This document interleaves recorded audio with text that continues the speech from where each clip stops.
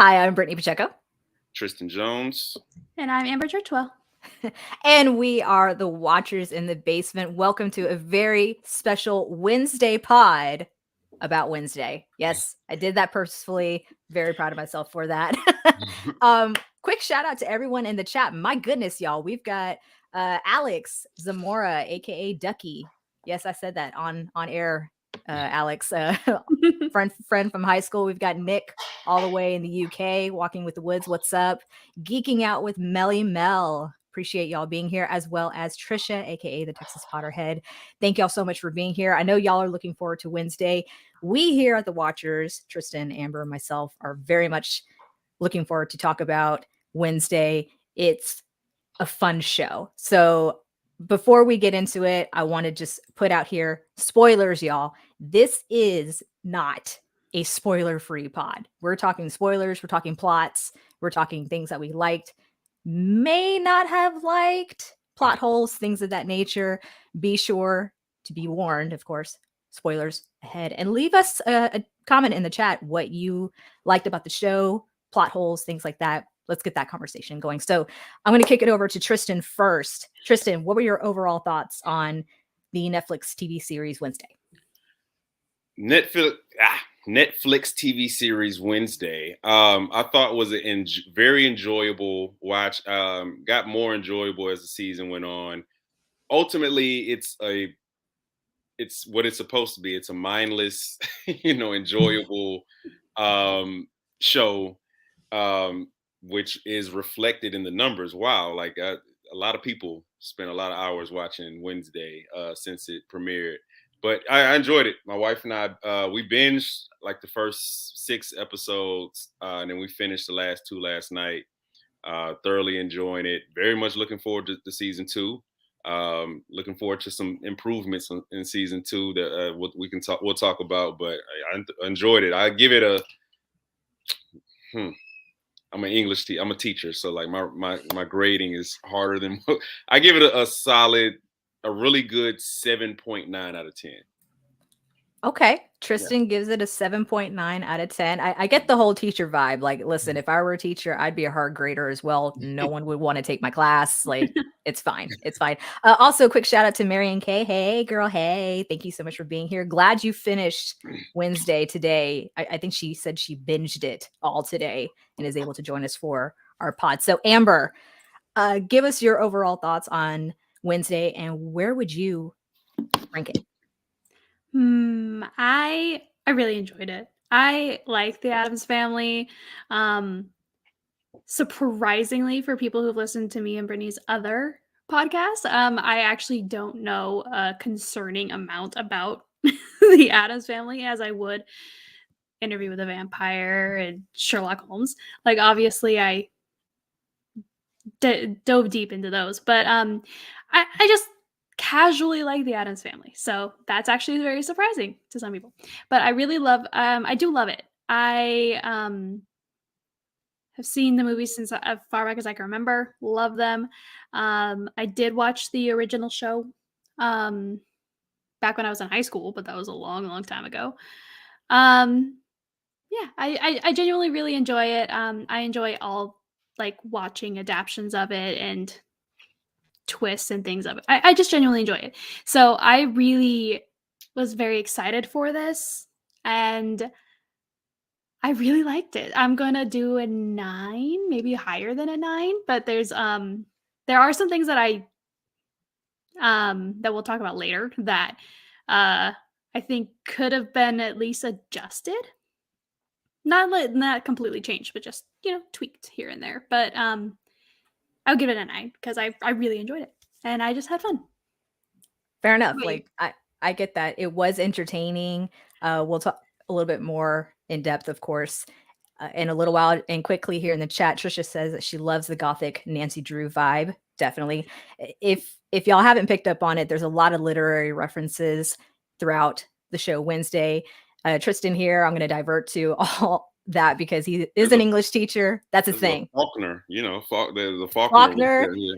Faulkner, Mary Shelley with Frankenstein. Oh my God, Edgar Allan Poe, Nevermore, Raven dance. Nevermore, the Ravens, yeah. Dickens is also referenced with the creepy shop that they go to.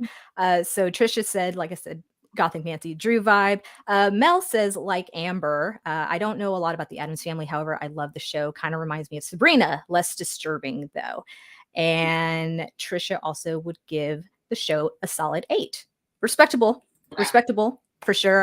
7.9, 8, a 9. I'm probably somewhere in between where Trisha, and Amber are, just because there's some plot holes that like really bothered me.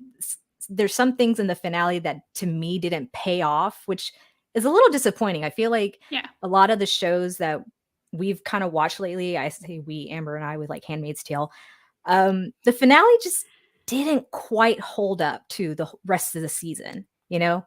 So that's maybe I just have a bad taste in my mouth because of that, but we'll get into it. 7.9 for me. Like I said, I'm a hard grader, so 7.9 for me is it at least meets the baseline of good.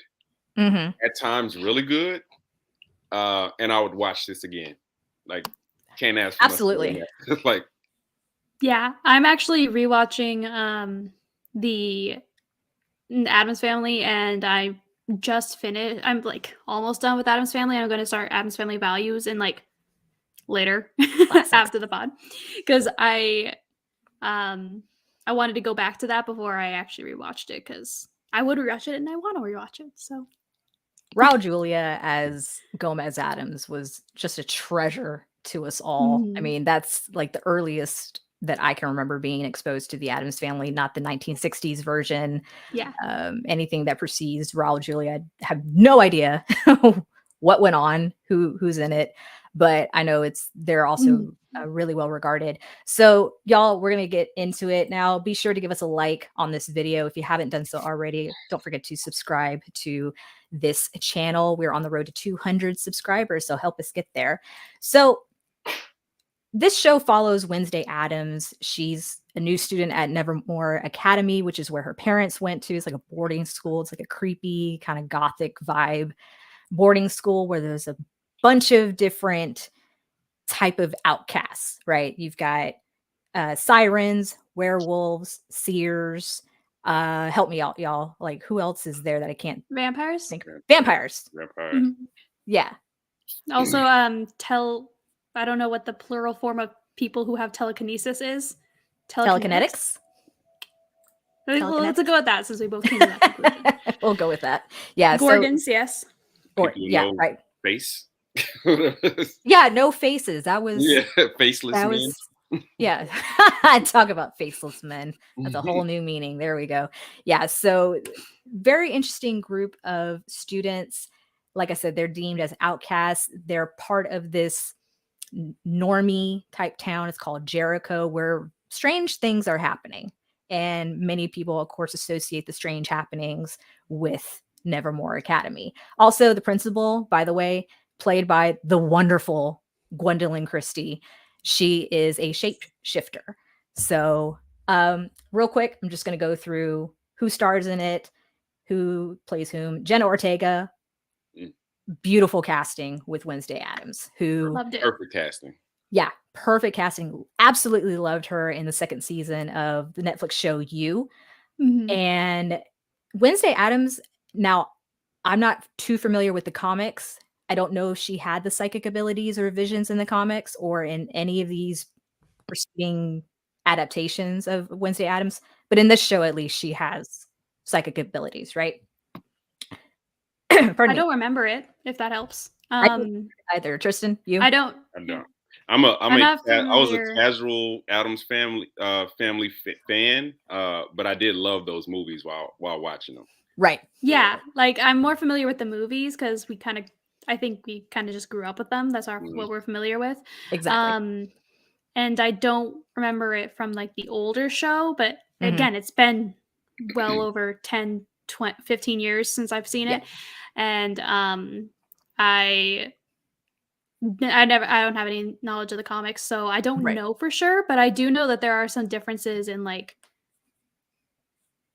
minor things, like about how Gomez and Morticia met. Right. yeah, like there's small little things like that are Slightly different. but Yeah. we can talk about that later. For sure. I mean, that's also actually Morticia and Gomez. I've I've got some feelings and thoughts about all that, and we'll get to that momentarily, y'all. As I mentioned, Gwendoline Christie, who plays Principal Larissa Weems, she is a shapeshifter. She also was the former roommate to Morticia while attending Nevermore Academy. Riki Lindhome, who is Dr. Valerie Kimbott, who is Wednesday's psychiatrist, court-ordered psychiatrist, I guess you could say. Very interesting plot with that, which I think that actually paid off in my personal opinion. Loved Riki Lindhome. I loved her in Big Bang Theory when she's all obsessed with Sheldon Cooper. So I think she was great casting as well. And the majority of these actors I'm not familiar with. They were all like new to me. The sheriff, played by Jamie McShane. Tyler, his son, was played by Hunter Doohan, who is also, spoiler, the big bad or the big monster in the show, the Hyde. And we'll talk a little bit more about the Hyde shortly. Percy Hynes White, who plays Xavier Thorpe.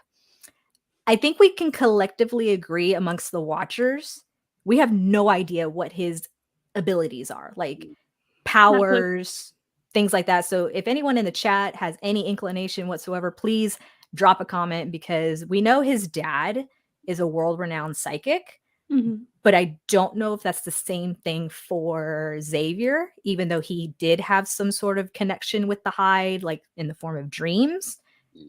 But I mean, they're not really well defined, his powers. No, it's just we see him making his art come alive. We see that, but I don't really know a word for that. I guess animation. But beats me. You haven't a clue, so if you know, tell us. Yeah. So like Tricia said here, he could bring his artwork to life. Like, I just don't know what that power is or that ability, if there's an appropriate name to it. Let's call him a creationist. Ooh, I like creationist. I like that. Emma Myers. Emma Myers, who plays Enid Sinclair, is a what do you call it? A late bloomer of a werewolf. Loved her casting. Thought she was incredibly great. She added a lot to this show. Like she perfect balance of like Jenna Ortega as Wednesday Addams. Perfect. Oh, I agree. Yeah, total opposite. I mean, I'm gonna Harry Potter out just a brief moment, but when you look at the characters of Hermione Granger, bookish, disciplined, does things the right way, if you will. And then you look at, let's say, her counterpart, which would be Luna Lovegood, who's just very bubbly and just kind of marches to the beat of her own drum and is not really about doing things just one way. I mean, it's kind of the same idea. They're opposite sides of the same coin, if you will. So loved her. Joy Sunday, who played Bianca Barclay, who's a siren, loved her as well. Thought that was really fun casting. The eyes were very intense, of course, with the contacts. Yeah, striking. Uncomfortable. A little bit. Yeah, I agree. Trisha here says that according to Netflix, Xavier is a psychic painter. Okay. Interesting. We'll go with that. I like creationist. Let's do this. I like creationist a little bit better. Yeah, that has more flavor. A little bit. And then in terms of reoccurring roles, the one and only Christina Ricci, who is Marilyn Thornhill / Laurel Gates. We'll explain more of that later, of course. But I love the fact that you bring, I won't say original Wednesday Addams, but for us growing up, she's Wednesday Addams. You have to bring her into the show in some sort of fashion, right? And to bring her in as like the villain was really plot twist. Right? Yeah, you're loved it. I figured it at some point, and I'll talk about that when we get to that point. I figured she had to be the one behind it, but I wasn't 100% sure. And even when I did feel confident, I still wasn't 100% sure, because it was either between her or the doctor, and I'm like, this is a lot of brain work that I'm not used to doing anymore. Right. So yeah. So Trisha says that she loved Bianca's character and hope we get more of her next season. I agree, because too. there was a storyline that was kind of introduced that I Mhm. felt like it didn't go anywhere for this season. Yeah, I'm hoping we get more for season 2. I think so too. I think it'll come up because I feel like why have that loose thread if they're not going to tie it in? Yeah, I mean, they definitely need to develop her character, because suggesting that she's not who she says she is, I mean, you don't like dangle that and then, not go anywhere with it. So yeah. Trisha asked, did anyone else peg Christina Ricci as a bad guy the moment you saw her? Tristan. No, I did not. And it's nostalgia. Like, no, like I'm not as big a cynic as I thought I was, because when I saw Christina Ricci, I was like, oh my god, that's Christina Ricci. That's Wednesday fucking Addams. That's Yeah. Fun fact about me, I was a big Wednesday Addams fan, like as a kid. Like I identified with Wednesday Addams. There's a dark side of Tristan. All right, I dig it. I dig it. Those that know me will tell you, like, it's more dark than not. Like, so, Oh my goodness. like, I always identify with Wednesday Addams. So seeing Christina Ricci there was like, it's all these nostalgic feelings. Yeah. So I thought the world of her. I was like, oh, look at this really nice lady. Like, this very nice lady. Like, that was the tell. A little bit too bubbly, too cheery and stuff like that. As once she was revealed as the villain, once I kind of started speculating on it, I kind of went back and kind of looked at the interactions between her and Wednesday, and there was always something creepy, about it. But again, I didn't want to believe it. I was just like, hey, they brought Christina Ricci back. Like, this is great. Like, excellent casting. So I wouldn't even allow myself to think about that, to think she was the villain. You're like, no, she's America's sweetheart. What are you talking about? And this one thing the show did a good job at is kind of throwing off the scent. Like, oh no, it's absolutely. Oh no, it's this, and you want to believe, Jenna Ortega is Wednesday Addams. Like when she comes to a conclusion, like her conviction, and Jenna Ortega does an amazing job at this, like displaying that conviction. Like, oh, of course, like she's a genius. Of course she's right. And then you just kind of follow where she's going. So yeah, I wouldn't allow myself to. I'm too big of a Wednesday stan. Sorry. Amber, your thoughts on Christina as being the big bad? I did peg her really early on. Okay. Because I have I've told you about it because I think that if we could have access to the show, we should cover it on the pod. Yellow Jackets. She is also in Christina Ricci is also in Yellow Jackets, right? And her character kind of reminded me of this, like where she was also kind of seen as like a little bit of like the kind of nerdy girl who's like people like kind of ignore her, go like, oh, you're so sweet, bye now, like that kind of treated her like that, because she's the only normie teacher. That's how she is in Yellow Jackets too, but like as you kind of get to know her character in Yellow Jackets, she also kind of is like, oh, there's a little psycho in there too, just a little bit. So well, there's a little cycle in all of us, I think.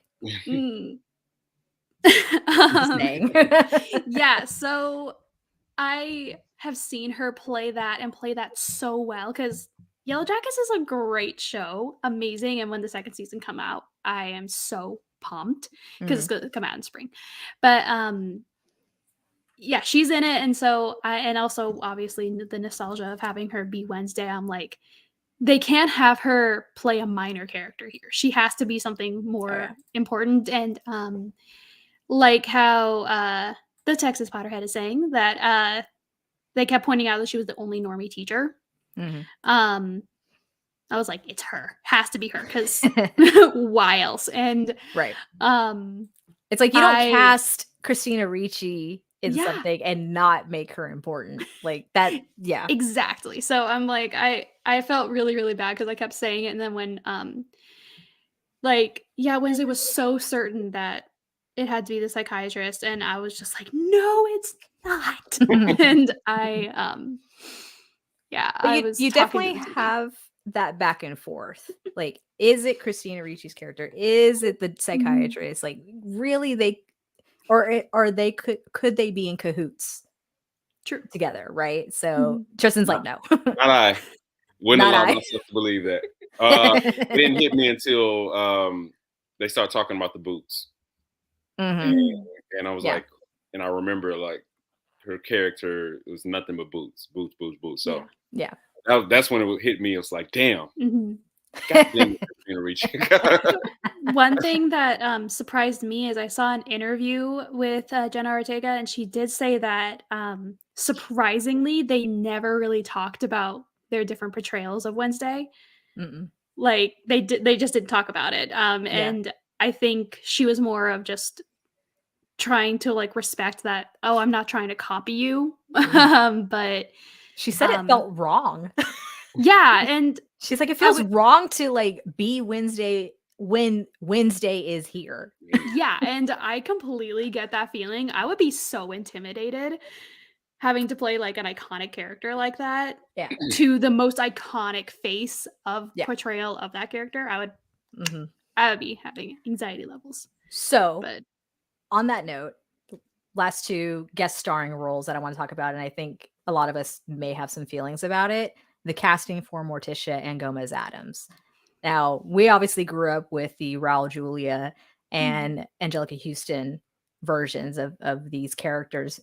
What were your thoughts, and I'm going to start with Tristan, about Catherine Zeta-Jones and Luis Guzman as Morticia and Gomez Addams? Okay.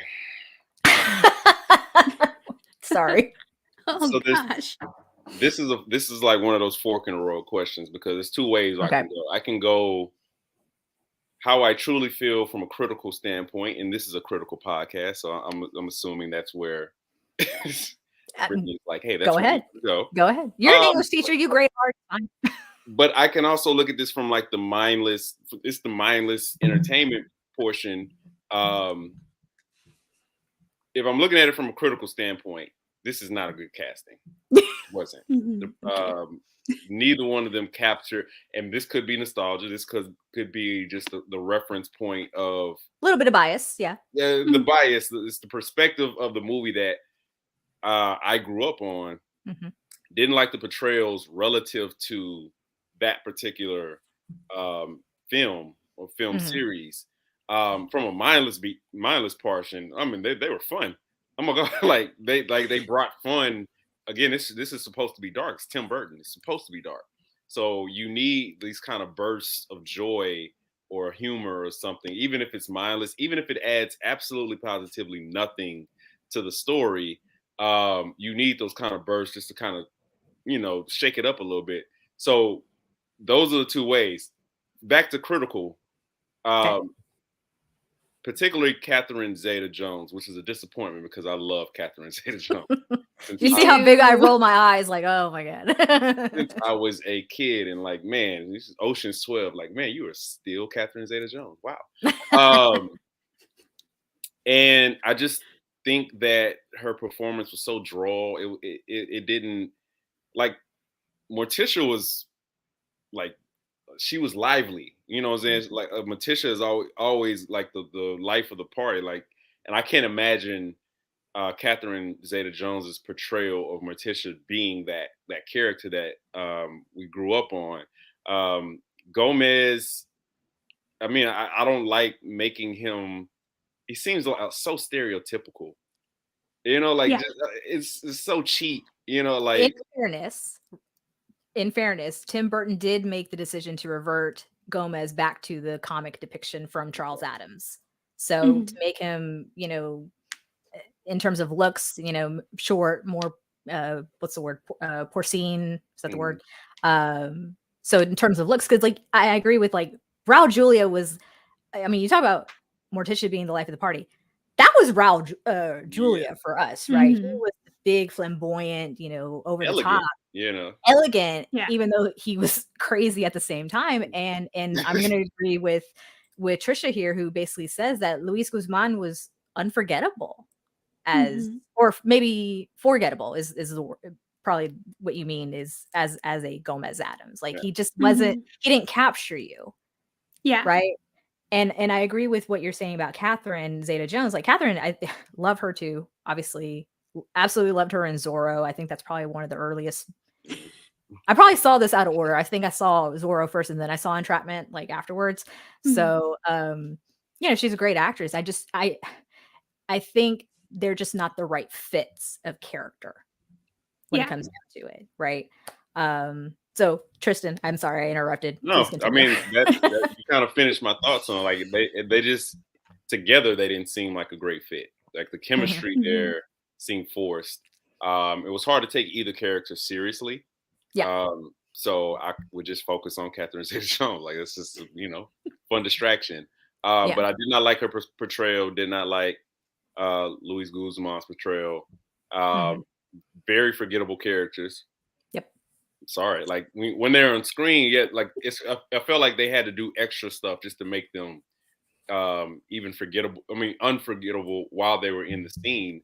Like the over the top, sex, PDA and stuff like that. Like some of it didn't add anything. Like if it it was it was off-putting. Very off. That was that is actually my exact same feelings about that, because go ahead, Amber. I feel like the overuse of the PDA with them was just to be like to make up for all that it was lacking in the portrayals. They're like, hey, we have to do something that makes them recognizable as Morticia and Gomez. And we know Morticia and Gomez are obsessed with each other. They're so in love. So we got to show a couple in love, and how else to show it than PDA. It was awkward. It was uncomfortable. And yeah, I didn't care for the. Yeah. I mean, like you were saying, I don't think that they were a right fit. I think that they could have done more if they just, tweaked some things, like that, like the portrayal of the PDA. And then also, I don't like how there was so much I guess that, because you're right, that's how we know more. Like Morticia was always like more calm and reserved, but she was sharp, she was witty and clever, like Wednesday is. Like Wednesday takes after her mother, very much so. And I felt like it was less that. Like I think we were just trying to so focus on how intelligent and on the spot Wednesday was, that it kind of dimmed Morticia's shine. And Gomez, like you said, he's the life of the party. He's always very outgoing and flamboyant, I guess. I mean, so, Mamushka. Yeah. Hey, like that was wonderful between him and his brother Fester. Yes. And I'm gonna go to the chat real quick with other people's thoughts. Alex says, from a few times I saw them, it felt like I was watching Scooby-Doo cartoon versions. Yeah. Not I my can favorite. Kind of agree with that. I was gonna say that, like, it seemed like their characters seemed really cartoonish. I felt like comparing the Raul Julia and Angelica Houston, like you kind of felt like they actually loved each other and just couldn't get enough of each other. Whereas this chemistry lacking, it was forced, in my opinion. It was missing. Mel says, I actually love Catherine Zeta-Jones as Morticia, but I don't really care for Luis Guzman as Gomez. He seems out of place in this show, like the puzzle piece that does not fit. That's fair. John Aston and Raul Julia did such an incredible job of creating these characters. You love Luis Guzman, as I said, was forgettable. Going down here, Marianne says, I don't know why, but I didn't like the casting for Gomez or Pugsley. Something just felt off. Now, I wasn't going to talk too much about Fester and Pugsley just because they're so minor characters. Yeah, brief. I mean, very brief. I mean, with the exception of maybe Fester, because he confirms what the monster is. But that, they were fine for their purpose, I guess you could say. Pugsley seems to be like the weaker of the Addams children, and Wednesday is there to, protect her brother from other people because only she can torment him, as one does, with siblings. Like that's just kind of like rite of passage. And I was fine personally, I was fine with him. Fester, you know, I'm so partial to the 91 version. Me too. Christopher Lloyd, like Mm. he's just special. And I don't think it's not really fair to necessarily hold these actors and their versions of characters to the light of the 91 films. But I Mhm. mean, we do obviously, because like Tristan said, there's that nostalgia, there's like that Yeah. bit of bias, and it's just you want that. But then at the same time, this is also Tim Burton. Like Tim Burton does things very differently, and he has to make it into his own. So it's just they were fine for the purpose that they served. Yeah. What, And what did y'all think about Fred Armisten's portrayal as Uncle Fester? I mean, he was silly, yeah, you know, as it was Fester. Fester. He was Fester. I mean, nothing that wowed me, nothing that I can say, oh my God, like totally just changed my view on Fester or anything like that. It was just, he did the job.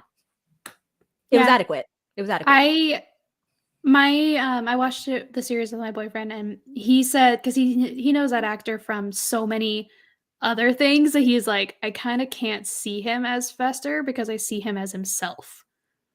That's a great point. Like Yeah. I'm like SNL. Yeah, I'm just kind of like, I feel like I'm watching an SNL skit of Addams Family, not actually Fester. And that made, like, when he said that made a lot of sense too. And I mean, kind of for just a second, touching back on Gomez and Morticia, is there was that scene where Morticia was crying to Wednesday, and Mhm. my boyfriend said he's never really seen any Addams Family thing, but he's watched like the animated ones with me when they came out. Mm. And even he was just like, that doesn't seem in character for Morticia. Like, I can see that. yeah, and he's like the most casual of fans. Mhm. And so yeah. So But I'm interested to get your thoughts on this. Like one of the things I grapple with shows like this, which are remakes of shows that, you know, basically, you know, dominated our childhood.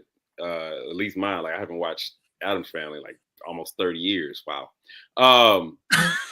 You're not that old. Should we give these shows more grace and like the different paths they take with a lot of these characters that we're really familiar with, or do we just continue to hold them to that same standard because they know what they're doing? When you make a show called Wednesday, focused on Wednesday Addams, this is not a minor character that we just Yeah. rehashing and trying to get more popularity. This is an iconic character of the 90s. So like, which route do we go? Because I struggle with it. I don't know what to do. So the fact that this show is solely focusing on Wednesday, as opposed to the 91 movies, which were the Addams Family and the Addams Family values, right? I mean, each character kind of had its own little story, if you will, in those movies, including Wednesday, especially in values when they're at camp, which I love the tie-in that they brought in with the pilgrims and things like that. So there is that bit of nostalgia because the fact that you're bringing in familiarity from those films into the show that we, you know, having grown up with the movies, are going to remember and be like, oh my God, I remember that, and what have you. But then also there's a new generation of kids who, I say kids, but who are maybe not familiar with the Addams Family like we are. And it's also bringing a new light to them and focusing on this girl who's a teenager, which, you know, like there's shows like Riverdale. I read somewhere that someone said this is like a goth version of Riverdale. I've never watched Riverdale, so I can't say yay or nay. But if that's what people are into, then cool, like great. But I understand what you mean, Tristan, about struggling between the two, because we have that bit of nostalgia that we want to keep true because it's so pure, right? You don't want someone to taint it. But then at the same time, it's like they've got to adapt it for like a whole new generation of people who are not familiar with the Addams Family, let alone Wednesday. So that's just kind of my take on it. Amber, thoughts?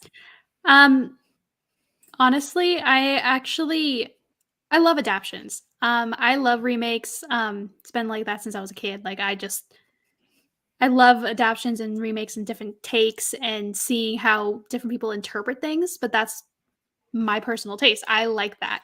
So for me, it never yeah, there is some nostalgia of like, hey, that's not the Wednesday that I know, but I like seeing how other people represent it. And because sometimes they do really well, sometimes they don't. And I think you and I touched it on the interview with the Vampire Pod.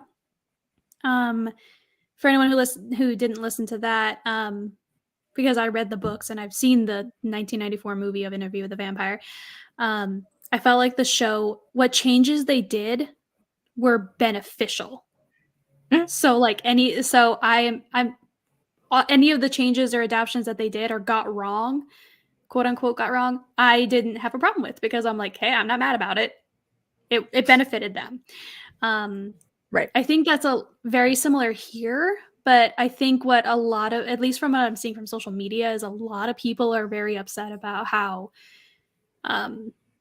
this adaptation does something that the older adaptations of the Addams Family haven't done before, where in the movies that we know in the 90s, we are so familiar with the Addams Family being so unconditionally supportive of each other.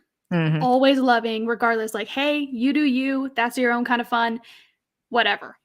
Like, I'll support you and love you no matter what. So yeah. I think seeing the tension in that family kind of upset a lot of people, because we're like, they were always the family that didn't have those problems. Mm-hmm. Because in the original TV show, the black and white TV show, they were the first television show to have a loving, supportive family. Because husbands and wives were always arguing and fighting and near divorce, sleeping in separate rooms, and they hated their children and were super controlling of their children and negative towards them. So the Addams Family was like the first TV representation of them being supportive and loving regardless. So seeing a version of the Addams Family where, oh, there is still tension there, this kind of just seems like every other TV show. Yeah. So I kind of get that feeling.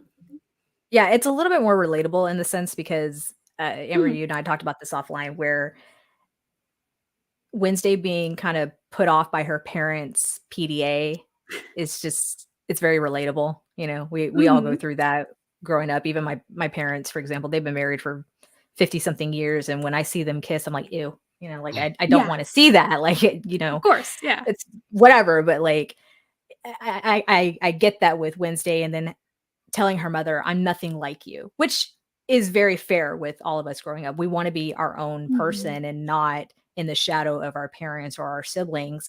And so it usually ends up being we're cut from the same cloth from one, if not both our parents. Right. So those similarities with Wednesday and her mother, you know, are very relatable. And I think that's part of the charm with this show, because even though this is almost like a coming of age in a weird sort of way, just not as like, it's not done in the same way of, let's say, like Miss Marvel. Miss Marvel is a great coming of age story in my opinion, but this is like the darker side of things. Go ahead. That's like what the divide is that I'm seeing like on various forms of social media is some people are really finding that relatable. Other people are like, that's out of character for the Addams Family. Yeah. There is not tension between them because they are so loving and supportive of each other. Yeah. Like the representation of that meme of like, no, my dad loves me. What are you talking about? Like it's I think that's where I think I'm moving towards offering that grace and like, hey, they have to make a show for 2022. Yeah.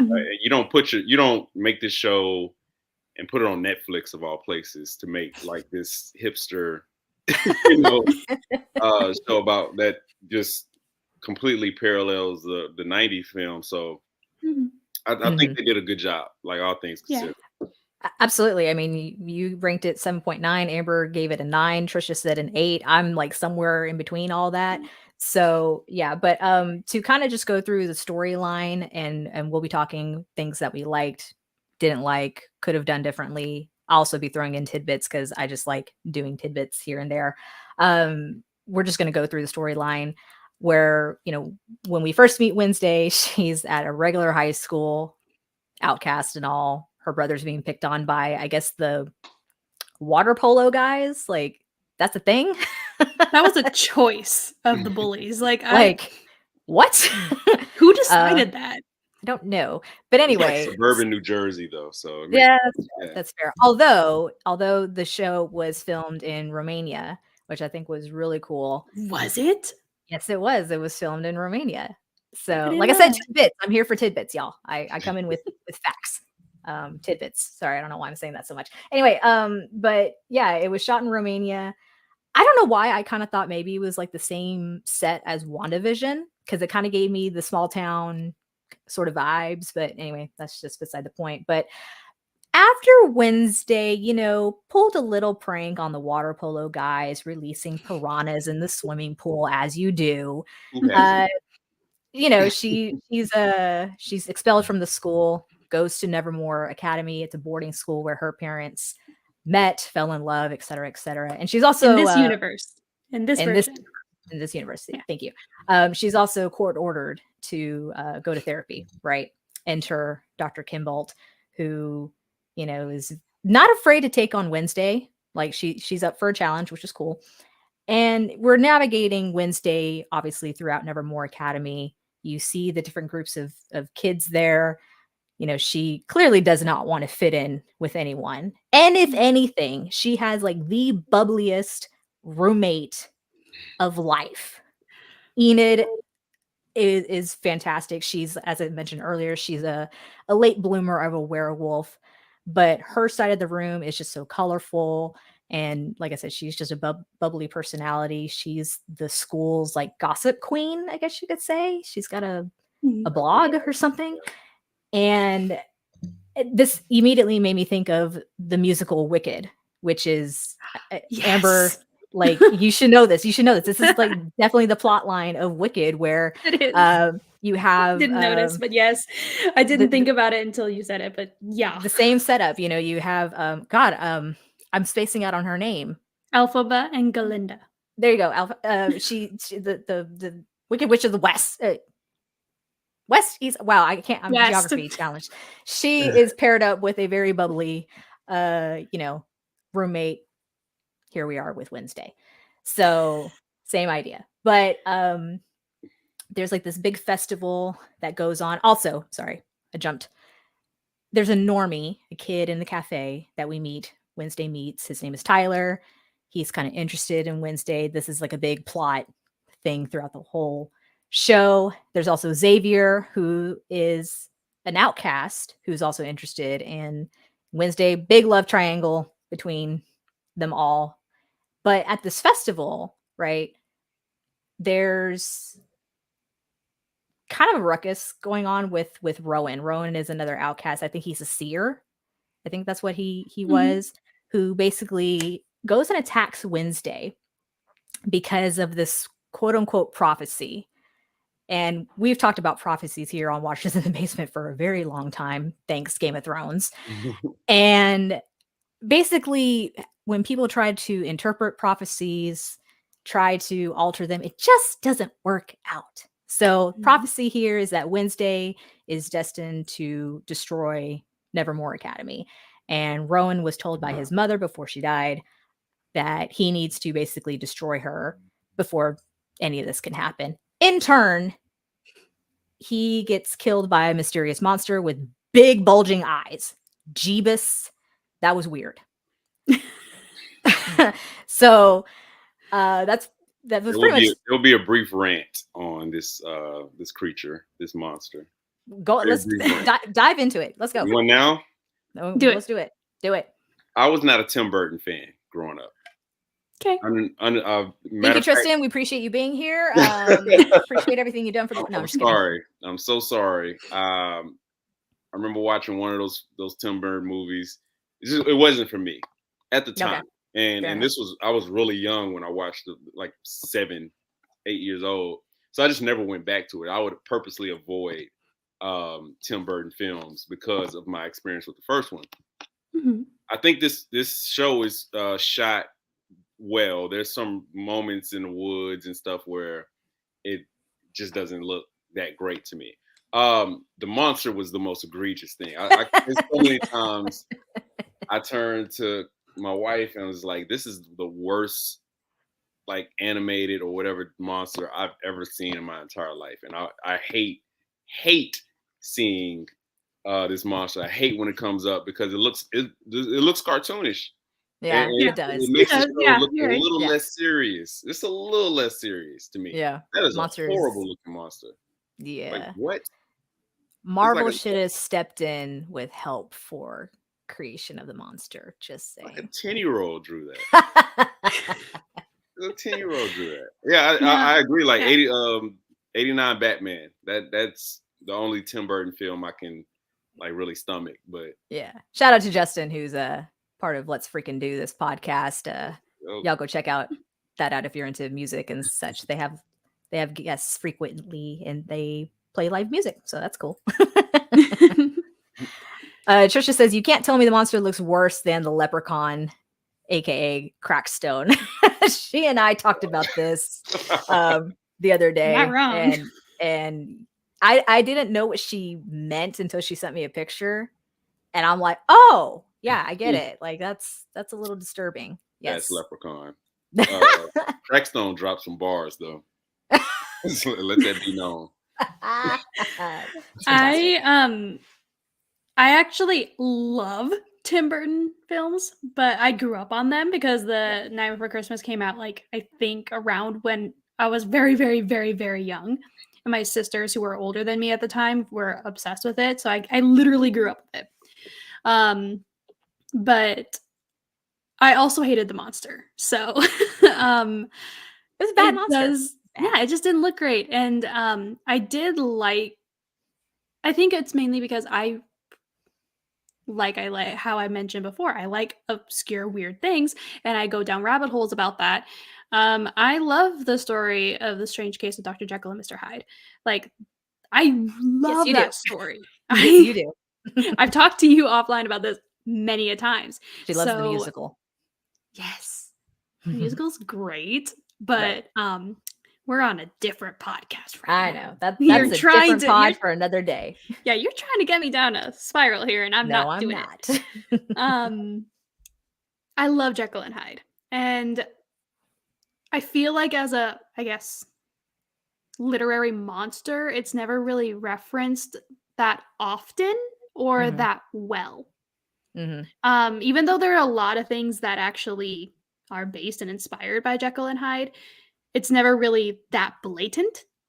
And I like that there was a reference to Jekyll and Hyde, but with the monster being a Hyde. But I hated the monster. It was just kind of weird. Like, I didn't like it. But I like the fact that it is a Hyde. Like, I think that was a way to incorporate that.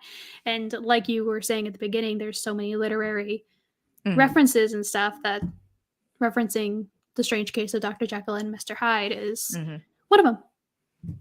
So while on the topic of literary references, I wanted to just share my little tidbits about that. So the Edgar Allan Poe is heavily, referenced throughout the show. Nevermore Academy, quoth the Raven, Nevermore. Hello. Obviously, there's a statue of him in Nevermore where the secret society, the Nightshades, are located, and the riddle that Wednesday had to unravel with the the book in hand, and basically and I'm bringing this up because Justin's asking about the original Addams Family TV series had an iconic theme song.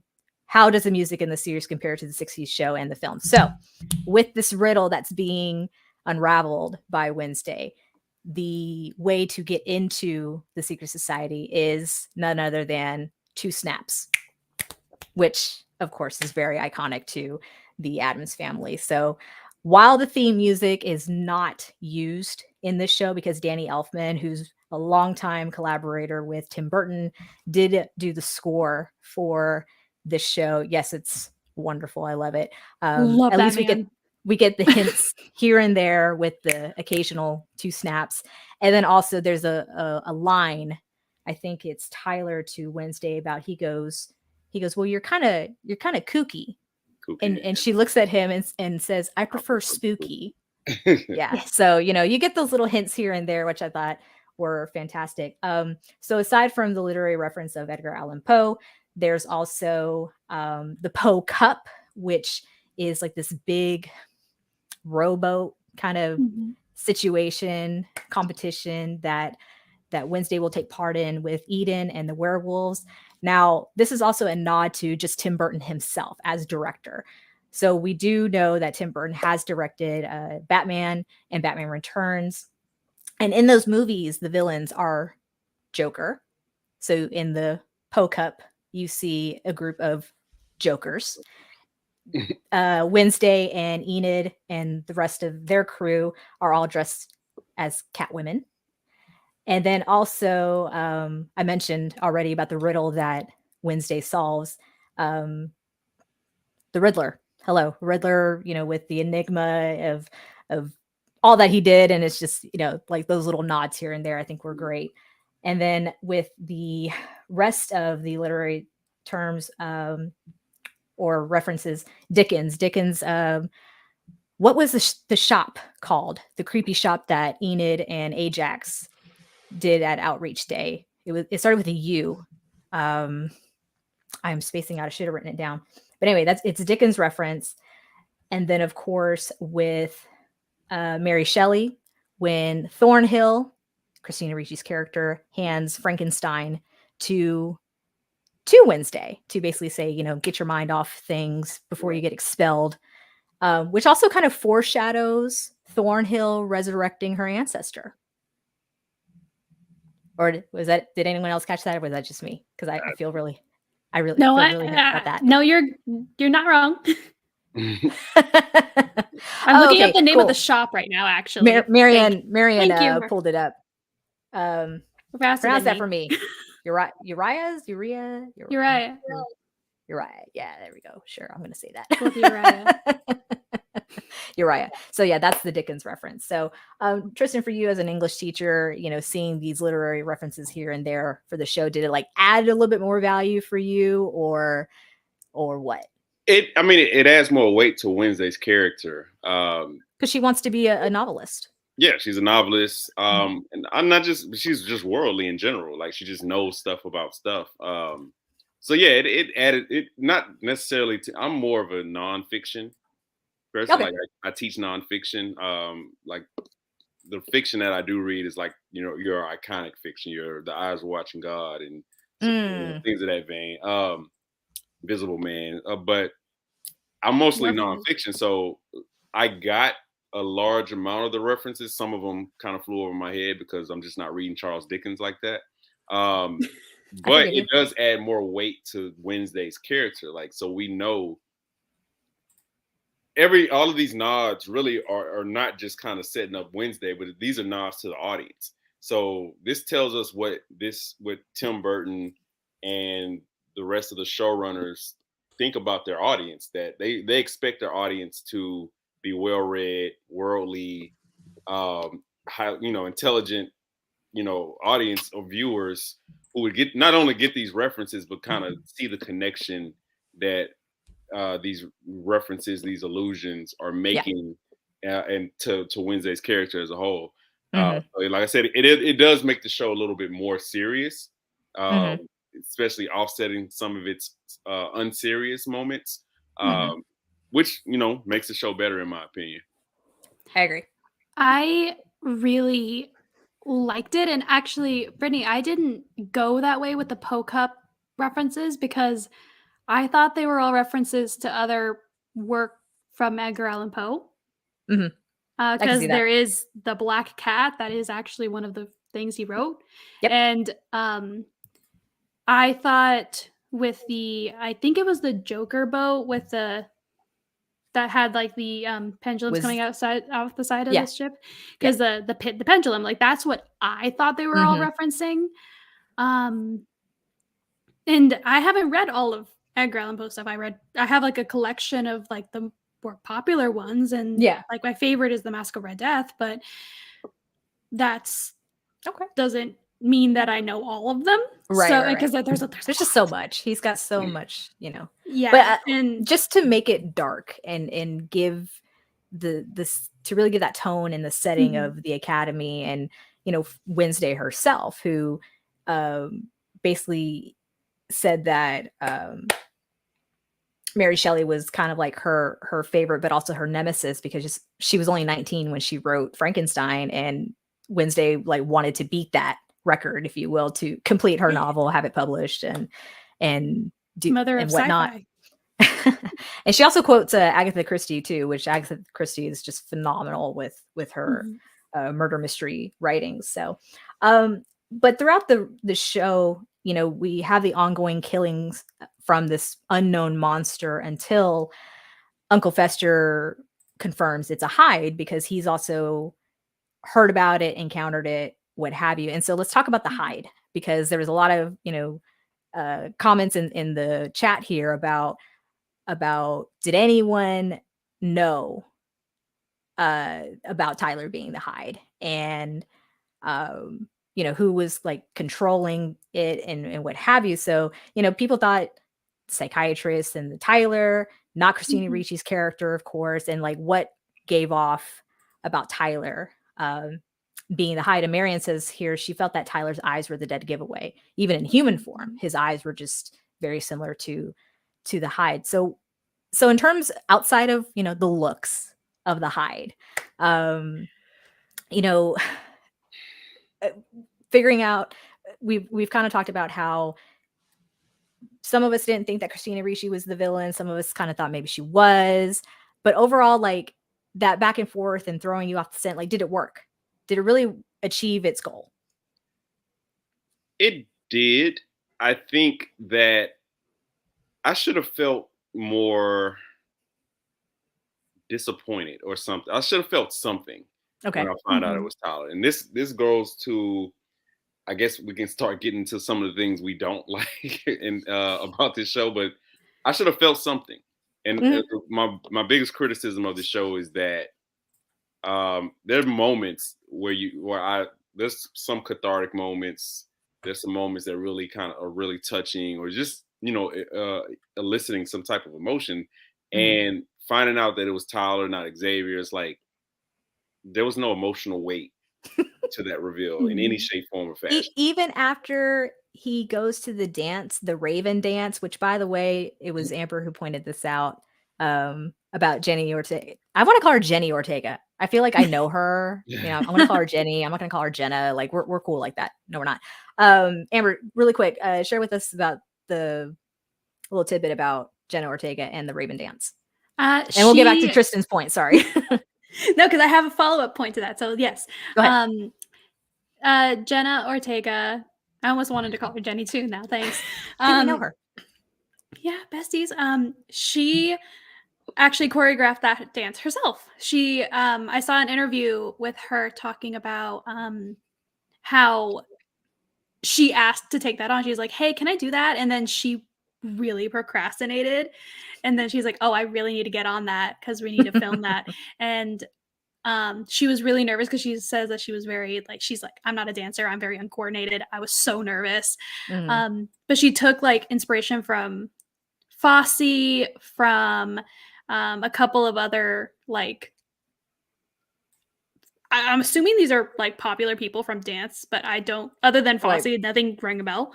Choreographers in general. Yeah. She took and also a lot of inspiration from weird, she watched live shows from band performances that she thinks that Wednesday would have liked. She watched live performances to see how how these band people, how they dance in their live performances. Because that, and then also she did mention that, obviously from what we see in the 90s, at least to Gomez's side of the family, dance is very important. So yeah, it's very important. So she choreographed that herself, and I just think that's really neat because that dance is awesome. She was great, and she did that while Loved she was it. sick with COVID and didn't even Yeah. know it. So even Mhm. more impressive. So, what is your follow up question to Tristan's point about that emotional or lacking emotional connection?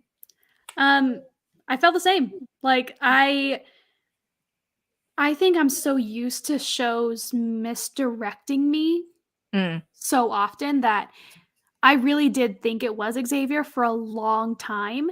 And then the second that it showed that he was drawing art of the monster, I was like, then it can't be him. hmm It has to be somebody else. Like, I don't care who, it just has to be somebody else, not Xavier, because that's too on the nose. mm-hmm. So obviously the characters are going to be like, well, that's proof then. And but Right. in my brain, I'm so used to being misdirected in shows and media that I'm Yeah. like, well, it kind of took away from the actual eventual reveal. hmm And when they were talking, and when Fester revealed that it was a Hyde, um, again, like I guess in this universe they would be called Jekylls, the normal side of the Hydes. hmm Um, they Normies. seem they seem very, very, very normal. It's only hmm when the Hyde comes out, so I'm just like, okay, well, that narrows it down more. It has to be one of the normies, hmm quote unquote normies, to be able. So it kind of just narrowed it down that it didn't feel as impactful when it actually did happen. Okay. So, talking about things that maybe didn't work out, didn't like, not Mhm. impactful. Hit me. I personally felt the finale was rather lacking.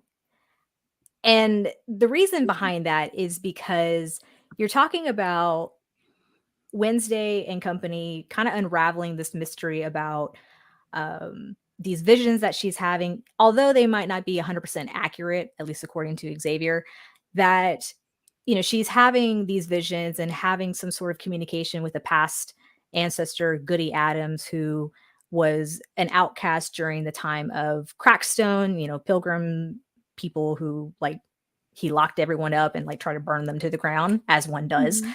And, she's visited by Goody. She's told she's the key to this whole thing. We already know that supposedly there's this prophecy that needs to be fulfilled, where one interpretation is Wednesday destroys everything, but Wednesday is like, no, I think I need to save everything. That's why I'm here. Mhm. And when she, unravels pretty much everything about how the Gates family was tied into this whole thing because of her father's supposed murder of the Gates boy, and it was really Morticia, an accidental murder, albeit, but how the Gates family just felt that their land was taken away from them. This academy for outcasts was built and they just didn't like that. They don't like outcasts. Turns out that they're related to Crackstone. And when it's revealed that Christina Ricci's character is the missing or the quote unquote deceased sister from, abroad, she not only uses supernatural powers to resurrect her ancestor who didn't like outcasts, but he too uses supernatural powers to try to defeat the outcasts. And it's like, why doesn't that make sense to me? Like you're talking about you're using the thing that you don't like to defeat the things you don't like. Like Tristan, am I off base here? Is there some validity behind it? Am I missing You something? are 300% correct. Yes. That's what I like Nothing to about hear. the Crackstone thing made sense to me. Um, Mhm. all this, like, I just think it was a plot line that they didn't have to do.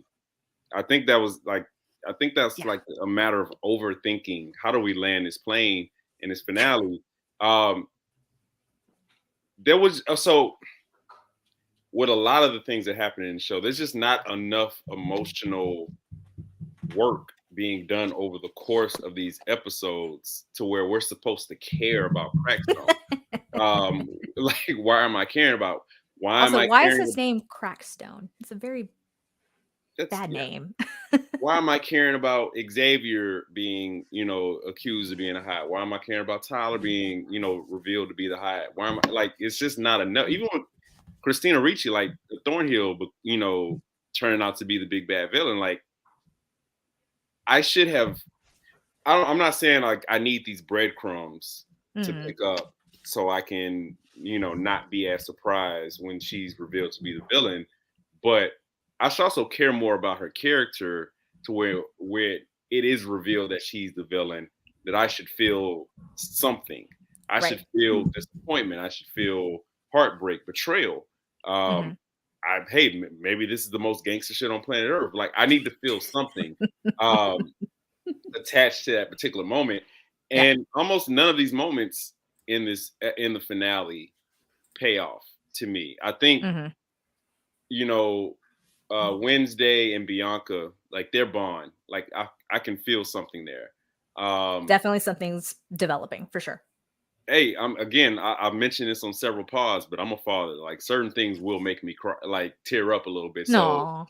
when Wednesday and everybody are coming back, and Enid, she's bloody and she's seeing and she runs towards Wednesday. Like I felt that because Mhm. that was built up over the course of these episodes, and some of the stuff just doesn't land as much emotionally, Right. which is the main goal of a show, is to emotionally attach your audience to get them coming back. Just a lot of his stuff is just they didn't do enough work, for the ending to be what it was, in my opinion. I agree with that, and quickly Mhm. touching about or touching on the subject of Enid, because as I said, she's a late bloomer of a werewolf. She hasn't quote wolfed out until the finale of this episode, which in terms of her character arc was, I think, extremely well done. Also Mhm. seeing the relationship that she is wanting to build with Wednesday, but because Wednesday is Wednesday, it's not reciprocated. And seeing their struggles with their friendship, like Wednesday even refers to Enid as her best friend at one point. It was just kind of like, oh, that's a little strange because for Wednesday to be emotionally connected to someone on that level is seemingly out of character for her, right? Because she says she prefers to be alone.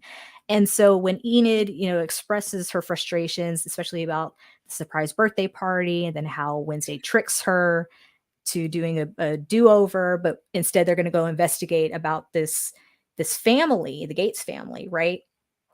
Enid's like, I've had enough. Like, I've had enough of you. This is not how friends treat one another. But then at the very end, even after, and we'll talk a little bit about Enid wolfing out momentarily. But when you see them reconnect and they, Enid run up to Wednesday, hugs her, and initially Wednesday's like repulsed, but then she embraces her. It's like you feel that. You absolutely feel that, and you love it. It's like you're here for it. This is what you want to see with these two young women bonding and supporting one another, right? But I feel like when it came down to the reveal with Thornhill, by the way, Gwendoline Christie did not need to go out like that. Okay. Like No. that was like Queen Ramonda. We did not need for that to happen. Okay.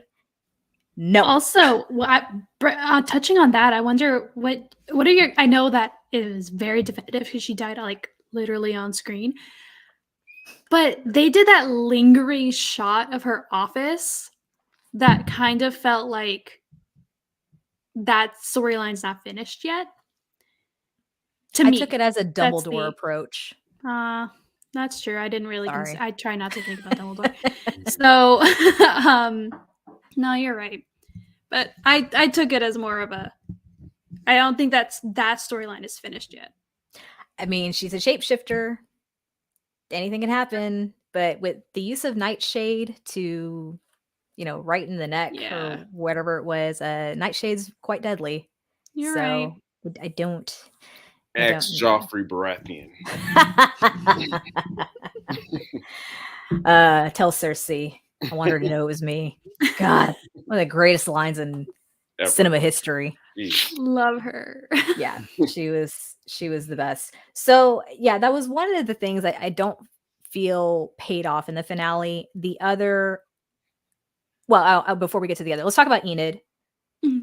Talk about her wolfing out finally, because that's something in the chat that Mel wanted to talk about, how it was like pretty badass It that was. she finally wolfed out. It was like was it a blood moon? Yeah. Yes. And I'm not too sure when it comes to any lycanthropy lore if that's like very significant for werewolves, like wolfing out, if you will. Obviously, it's a full moon. Amber, I will divert to you. I like spooky shit, if you guys can't tell. No. So yeah, I big shocker, guys. So I do know quite a bit about wolves, and yeah,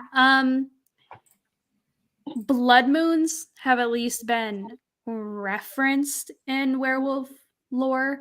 It's not necessarily. I've seen it kind of both ways, where they are more prone to turn, or they turn for longer periods of time, or it's more violent, or things like that during a blood moon. But I've also seen the opposite side of that spectrum, where it's like the one type of blood moon that they don't really have to turn, or it's less. Like I've seen it both ways. So I was actually kind of really interested in what way they were going to take it. And, you know, the second that she started kind of like her claws coming out when she was making out with her Gorgon boyfriend, which was, by the way, him like stoning himself was hilarious. Poor thing. Yeah, poor guy. Poor thing. Bless his heart. Yeah. And I'll kind of side note, but also still going on mythology here, and I guess supernatural creatures. Gorgons, like I've seen it so many times where it's the actual like humanoid eyes, where it's the snake eyes, or where it's both that do the stoning, for lack of a better term. It's great. So, but this is like the most recent time where I've actually seen it where it's only the snakes that do it. And so I thought that was kind of interesting. And how does one become unstoned? Yeah, they didn't explain that. I did wonder. Minor thing. No, they never explained that. That bothered me. My boyfriend did bring up though, because we know about Medusa and the legend of the other Gorgons, but he was just like, why doesn't his normal eyes work? And I kind of came up with like the little random headcanon that maybe they have like contacts in, because the vampires are wearing sunglasses. Yeah. That's so fair. And the like, sirens have the necklaces and like yeah, like they have to wear something or have something that keeps their powers at bay, potentially. I mean, he was obviously wearing the cap. Yeah, so whether like either their humanoid eyes don't have that power, or they have something mitigating it, like contacts. But good theory. There was a teeny tiny little headcanon in my brain. So highly doubt that's important enough to be like addressed ever, but I thought it was cool. But yeah, for not vampire, sorry. For lycanthropy lore, blood moons are significant regardless of it's significant regardless of which side of the spectrum it's on. Either it's easy or either way, it helped her become a badass. She kicked some hide ass. Like sliced, here you go. You know? And it was awesome. I also felt like it was really well done, because something like that, when you see a character who obviously has like a limitation that way, you kind of expect at some point that she's going to have the arc of getting what she wanted. You're kind of going to expect that. But I still felt like they did it in a good way, where I was proud of her and I was so happy for her, instead of being like, oh, it finally happened. It was earned. Yeah, I loved it. I mean, I don't know. We don't have time to get into all of it, but like the interaction between her and her parents, like you get to feel like, man, I feel some type of empathy for Enid, because of the pressure she's under, you know, being a teenager, and her mother, man, that's a different podcast, but you know, having to deal with that, and like finally having that pay off in the finale, like that feels earned. Like, so with the show Wednesday, where it's at its best is where a lot of the moments that feel earned, you know, because we see the work being done throughout the episodes. Yeah. Those are the biggest highlights. And, you know, the lowlights for me are like things that just don't pay off because we just haven't seen enough, and we don't have the emotional connection either to the characters or to the plot lines, you know, that spring from those characters to have it pay off the way that it should in the finale. But ultimately, like I said, it's a fun show. So for sure, it mitigates a lot of its biggest flaws. So before we wrap, let's talk about just the actual finale or the final parts of the finale where everyone saves the day. Yay! You know, like school's saved and the Hyde has been apprehended. Sheriff finds out that it is his son, which I don't know if he had any inclination whatsoever because I think he did know that his late wife was a Hyde, right? So it's just coming to I feel terms like with he did things. the whole time. Yeah, for I sure. think they confirmed it that he did know. Okay, yeah, maybe I missed that part, but yeah, he shot he shot at the Hyde, aka his son. So he's been apprehended. School's let out or it's canceled because obviously principal passed and all the shenanigans that went on. Xavier who had been framed by Wednesday with evidence of him quote unquote being the Hyde. He's released. He's back. He patches things up with Wednesday, gives her a phone because she's like anti-technology, right? She's not of the modern world, if you will. And when she's leaving, she gets a mysterious text message with photos of her with Xavier at the school, right? So question is, who is this person? Because there has been someone taking photos of her for quite some time. Mm-hmm. She has a stalker, which obviously is going to lead into the next season, obviously. Mm-hmm. My prediction, it's actually Xavier's father. Reason being, he was mentioned, but he was never seen. And nothing more was talked about outside of Xavier saying, well, my father's a world-renowned psychic. He is a master, blah, blah, blah. I'm thinking he's kind of behind this in a way of stalking Wednesday for whatever reason. Mm-hmm. Also, her brother's like his number one fan. I also think that the lack of explanation of Xavier with the Hyde in his dreams needs to be developed. And I'm hoping we can get that more so in season 2 because we leave off with Tyler in chains in an armored vehicle. By the way, was he going back to the school? Because she's leaving the school and it looked like that armored vehicle was going towards the school. Like that made no damn sense. It looks to like me. it. Okay. It looks like it, but I think that's a highway. Like, I think in universe, I think that's like a highway, and Nevermore is probably like off the highway. It looked like they were going to Nevermore, which made me very sus because he starts hiding out. I don't know like if that the Jericho Main Street. No, that is the right reference. Hiding out would be the correct reference, considering the Hulk is hiding with a Y, not with an I. No.